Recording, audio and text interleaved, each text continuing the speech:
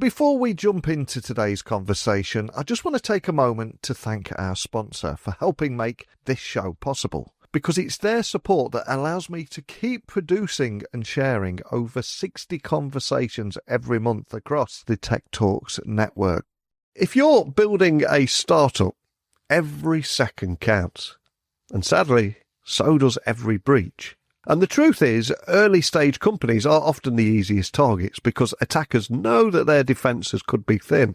And Nord Layer gives you the same level of network security that some of the big players use, without the premium price tag or complex setup. And best of all, it scales with your growth. You can add users in seconds, protect your assets from day one. And over the years, I've seen many founders lose investor trust over one data leak. So it's just not worth the risk. So why not secure your startup properly right from the beginning? Check out nordlayer.com/techtalksdaily and get 28% off with the coupon TechDaily-28. But now, let's get today's guest on. LoopUp, the world's most multinational cloud telephony provider. It's integrated with Microsoft Teams and serving customers in more countries than any other telco. But this story we're going to share today is much more about resilience, pivots and personal lessons as it is about technology and global telecom infrastructure. Because Steve's going to open up about the pressures of leading through decline, the motivation to rebuild, and the partnership that has carried LoopUp through 2 decades of change. So if you're building, backing, or even just curious about what it really takes to survive and thrive in the world of startups, you're going to want to hear this one. But enough scene setting from me. Let me introduce you to Steve right now. So a massive warm welcome to the show. Can you tell everyone listening a little about who you are and what you do? Hey Neil, thank you for having me. Yes, I'm Steve Flavell and I'm co-CEO of a company called LoopUp. And yeah, LoopUp is in the world of global telecoms. I think I'd make the bold claim that we are the world's most global telco, but perhaps we'll dive into that one as the podcast goes on. I love it. One of the things I always try and do on every episode is find out a little bit more about the origin story of my guests. And from the little research that I've done, I noticed that you've been building in this space since the early BlackBerry days, even creating one of the first mobile apps for conference calls. So what was the original motivation, though, if I take you way back to the very beginning, what inspired you to start LoopUp and how has it evolved since those early days? Yeah, we've had some ups and downs along the way, which I'm happy to share with you. And you're right, we started in quite a different world to the one we're in now. We started in the world of conference calling. And yeah, this was back in 2000 and 2003. A friend of mine from business school and I set the company up. And we thought that conference calls were just terrible. So we set about trying to make them less awful. I don't know if you remember, you have to think back now to pre-pandemic days when people used to dial in with numbers and codes and, you never knew who was on and who was speaking. You can mute people who had all the background noise. It was just a miserable experience. There were some wonderful YouTube videos which really did a good job of making fun of conference calls. And we set about making them less bad, I think was our mission. And as you said there, the business has seen so many big shifts, including the COVID-19 pandemic, effectively wiping out a core moment there. So walk me through some of the pivots that you've had to go through there. And also, what kept you moving forward during that pressure? Because there'll be a lot of founders listening. Maybe they've been through a few setbacks. And I think it's just great to hear about some of those stories of digging deep and keep marching forward. Yeah, of course. So we were lucky with the conference calling product. It went really well, and we grew for many years. For 12 years of good percentage growth, and we managed to take the company public back in 2016. We were the first. We were the first post-Brexit vote IPO actually in London, which we managed to get away, and that went really well through to the pandemic, but then our whole world changed. Well, you would think a conference calling company should do well during the pandemic, and in some ways we did. Our volumes like quintupled in the course of a week, and it was crazy for a while. But the problem was more systematically that industry got wiped out to a very significant degree. More complete sort of communications platforms such as Teams, Microsoft Teams, and we're on now, Zoom came along and really flourished during the pandemic. And that activity became so mainstream that products like the one we had, went into decline, a few months into the pandemic. We had a very specialist product for the sort of the legal and professional services market for their conference calls.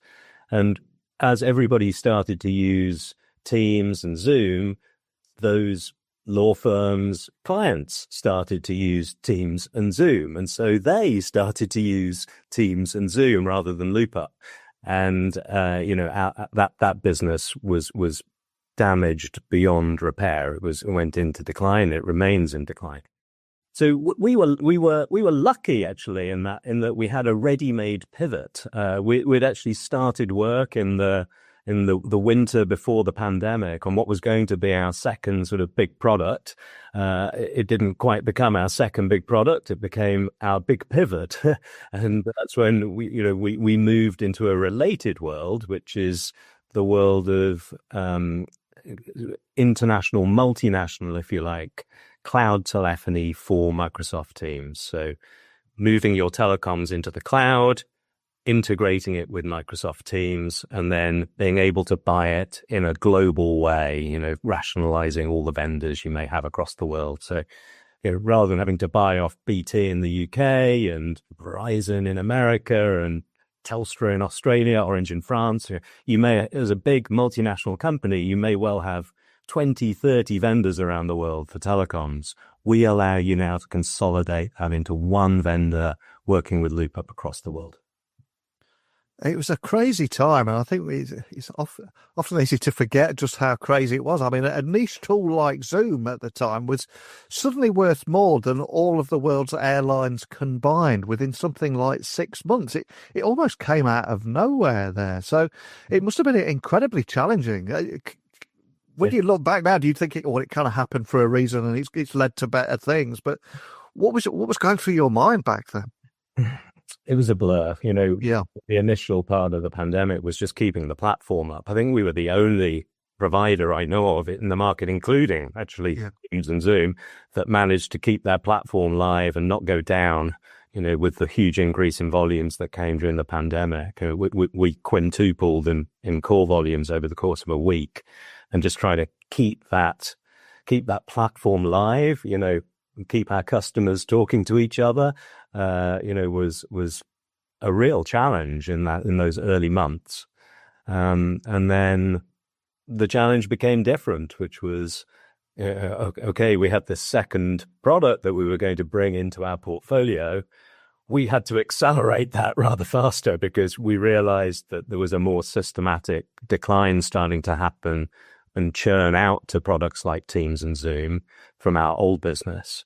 So, we accelerated our new one through, but we were lucky to have had a head start. Otherwise, that would have been a lot more challenging.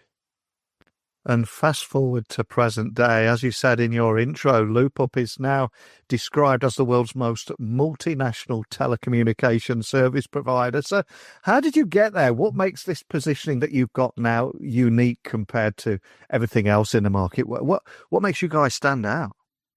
Yeah, there's been, there's been a lot going on in the world of telecoms. You would think it's sort of a dull industry that's decades old, but actually, it's quite rare to find an industry of this size that has had to restructure so fundamentally in such a short space of time. And with that huge restructuring in such a large market, you get a lot of opportunity. So the big restructurings there've been three of them, really. The first is enterprises, businesses have moved their telecoms into the cloud.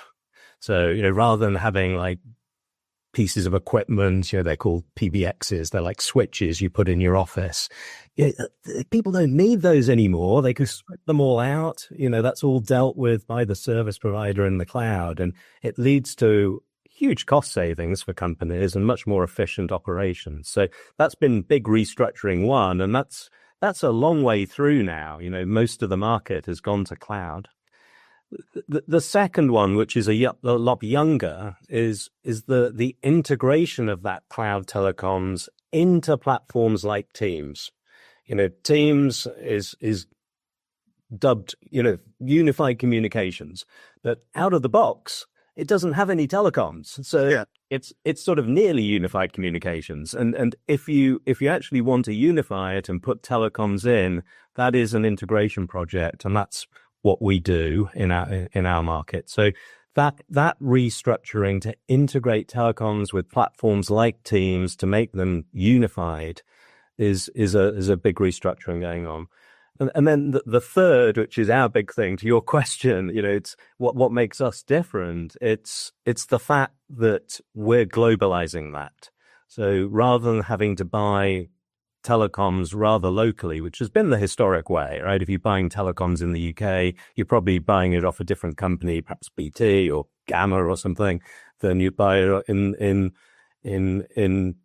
Hong Kong, where you might buy it off PCCW or Hutchinson. All the providers have their local markets because that's the way that industry has grown up, because they've been wires into buildings industries, quite physical, and they're grown up quite locally. So our big change is to globalize that, to allow bigger, more multinational companies to be able to rationalize how they buy and manage those telecoms integrated with Teams with one vendor.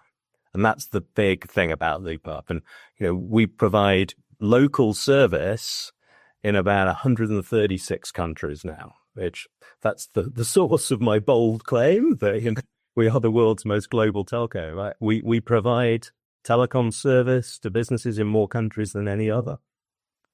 And just to drill down on the problem that we're talking about here, for multinational enterprises that have challenged with managing telephony across dozens of countries is incredibly complex and indeed expensive. So how does your model of one global provider, how does that help companies optimize spend and simplify operations? Tell me a little bit more about how you're solving this. Well, I think the start point of that is to think about how companies manage Teams. Teams has become such a primary product for so many companies for their communications, and it's all managed globally. Yeah. Why would you want underneath that your telecoms element all disparately managed all over the world? Surely you'd rather manage it in the same globalized way, and ideally all integrated with Teams, and that's the essence of it. It allows companies just to simplify everything. You don't have to have 20 contracts. You don't have to have 20 sort of support mechanisms, 20 different sort of implementation methods, 20 different management portals. You've turned all that into one of each of those, and you can do everything in a globally consistent way. You've got all your data in one portal, all access to all your phone numbers, provisioning, usage, analytics, all in one portal. And it provides simplification and cost cutting for those companies involved. And you've spoken there about removing the need for multiple regional vendors. Are there any other practical benefits for enterprises of having just that one global provider that isn't tied to a particular region or geography there? Well, I think it is those practical things. You don't have to deal with 20 different companies trying to support you and each having different methods and processes to support you. You're dealing with one company that's supporting you in a consistent way through one tool where you can put tickets into that one tool to get support. You can look at all the analysis in that one tool. You can manage the thing consistently and in a unified way, just like you're managing your broader communications in Teams. It is those very practical, everyday situations, needs, and efficiencies that we address.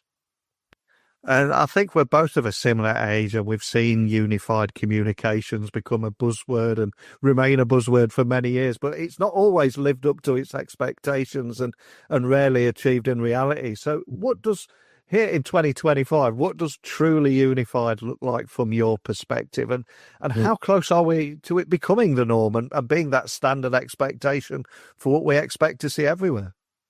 Well, it took many years. I remember going into the pandemic, we spoke to a lot of companies about this new business we were looking to go into. Were they ready for it before the pandemic? And it was unclear because, if you asked a large company how they used unified communications products, it was a very unclear answer. Some people loved it and used it for everything. Some people used it perhaps for messaging, but didn't use it for much else. And some people wouldn't touch it with a barge pole. It's a real disparate view of products like this within any single company. And I think what changed was the pandemic, because it was the catalyst to get mainstream usage, over that critical mass and everybody using it. I think Microsoft's CEO put it well at the time. I think he said, look, we've seen 2 years adoption in 2 months of unified communication. It just accelerated everything. And, coming out the other side, it is the norm. Is it truly unified? Well, it depends on the platform you're looking at. In Microsoft's case, pretty well. I mean, it does all sorts of things, but the thing it is missing is the telecoms, and that's what we bring, that final piece to the puzzle to truly unified. And you've been on an incredible journey, incredibly inspiring, and will be your story will resonate with so many founders listening. And I'm curious, if you look back on your journey so far, what would you say are the biggest personal lessons that you've learned about everything from resilience, leadership, and building a company through both high growth and incredibly high pressure moments? What are the biggest lessons that you've learned along the way? Wow. I mean, persistence has been key for us. We've had some incredible highs and some really concerning downturns to deal with along the way, and I'm delighted to say that we're on the up, very much so in recent times with our new product. But I think one of the biggest learnings, given that's probably I think we may have had an extreme version of it given the pandemic, but I'm sure it's the shape that a lot of founders will recognize. And one of the biggest learnings for me has been communication. It's your team that does this for you, and being open with them about the highs and the lows, and importantly the lows, and keeping them informed as to what's going on and making them understand why we're doing what we're doing. From all sorts of points of view. From a strategic point of view, it's critical. It empowers them to make better decisions on a day-to-day basis if they truly understand why we're doing what we're doing. But also from a financial and company health point of view, I think loyalty doesn't just come without that. It's a reaction to an open communication. So I think at LoopUp we've always tried to do that. There was a period of time when we were public where it wasn't always entirely possible to be as open with our team as we'd once been and we would have liked to have been. But now we're private again. We can go back to that that original world of really talking to them very, very openly about where the company's at. And I think that's the biggest lesson for me.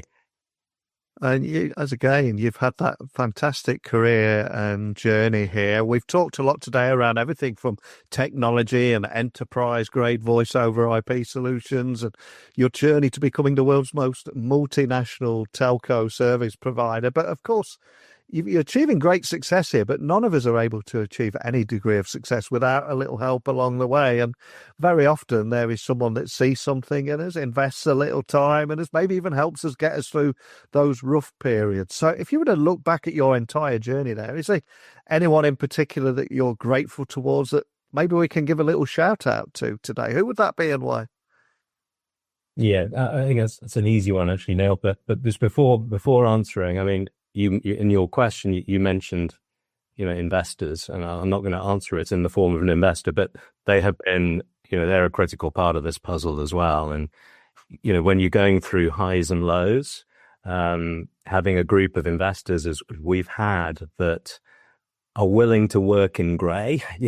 Obviously when everything's going super well, there's no issue with investors.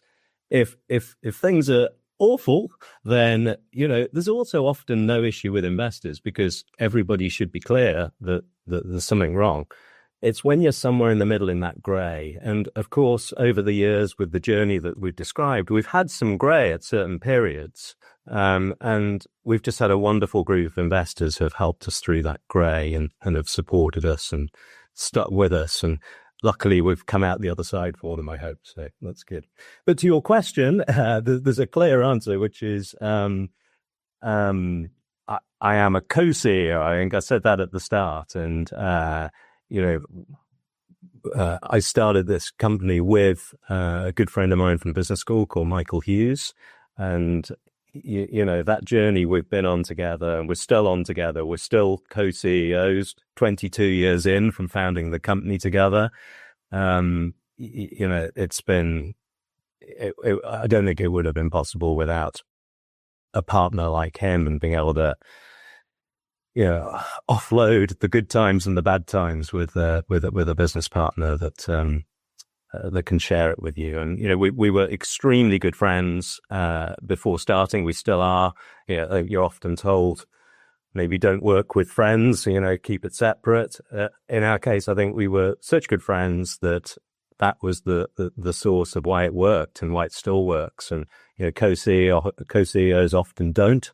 But in our case, I think we're going to claim an exception there. So I would say him clearly. Well, you can always rely on a Hughes. That's all I'm going to say to that. But it's a great story. Quick shout out to him there. Hopefully he'll get to hear this as well. And for anybody listening anywhere in the world, inspired by your story, wanting to learn more about the work that you're doing at LoopUp, where can they find you and your team? Where should they go? Well, the place to start is clearly, as normal, the website. So go and check us out on loopup.com. I think it's hopefully a relatively easy website to consume. We say what it is on the tin. And reach out. Reach out to me personally on LinkedIn or on my email, which I'm sure will be published with this podcast. Be great to hear from you. Yeah, I'll add everything. And I think your story will be so useful to founders there. Hearing about it from the very beginning as well, from developing one of the first ever business BlackBerry apps that essentially turn your mobile app into a remote control of the conference call, and then taking it public to London Stock Exchange. So everything that you're doing now as the global telco company, incredibly cool. That sort of thing sounds normal these days, but back then, 20 years ago, it was like a little magic trick. Yes, it really was. So kudos to you. We'll stay in touch. It'd be great to get you back on maybe next year, see how things are evolving. But thank you so much for sharing your story today. Thank you, Neil. It's a pleasure. Thank you for having me. So what can we take away from Steve's story today? For me, I think it's a reminder that persistence matters just as much as vision. LoopUp didn't set out to become the world's most global telco. It got there by responding to market shocks, listening to customers, and staying honest with the team when times were tough. That's how pivots turn into reinventions. And we also heard today about the practical side of simplifying global telephony for multinational enterprises on a global scale. One contract, one platform, a true unified communications that's built into Microsoft Teams. But behind all that technology is something deeper. Open communication, resilience under pressure, and the value of a strong co-founder partnership. So if you want to learn more, please pop by the LoopUp website, say hello to Steve on LinkedIn. And as you head back into your own week, please ask yourself this. Are you building with enough persistence, clarity, and a partnership that can withstand the unexpected? Because I think, as Steve's journey showed today, these are the qualities that turn setbacks into stepping stones. Truly inspiring, this one for me today. So if you did enjoy the conversation, please say hello to Steve over on LinkedIn. Any stories about the podcast, please, techtalksnetwork.com. You'll find this one along with 7 other different podcasts, all hosted by me. Sorry about that, but let me know your thoughts. You can leave me an audio message. You can connect with me on LinkedIn, X, Instagram, just at Neil C. Hughes. But that's it. I've taken up far too much of your time today. I'll be back again tomorrow, but bye for now.